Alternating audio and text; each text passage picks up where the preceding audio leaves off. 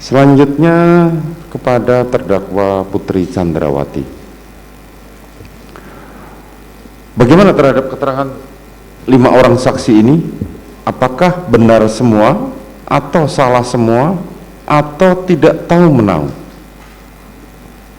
Mohon izin yang mulia untuk Bapak Profesor Mustafa sebagai ahli kriminolog.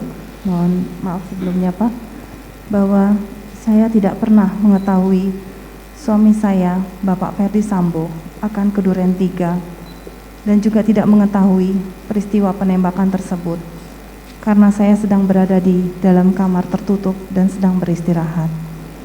Dan saya juga menyayangkan kepada Bapak selaku ahli kriminolog hanya membaca BAP dari satu sumber saja, karena saya berharap Bapak bisa memahami perasaan saya sebagai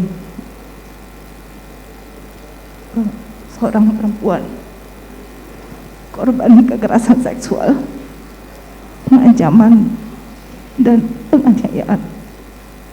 Terima kasih. Itu saja ya.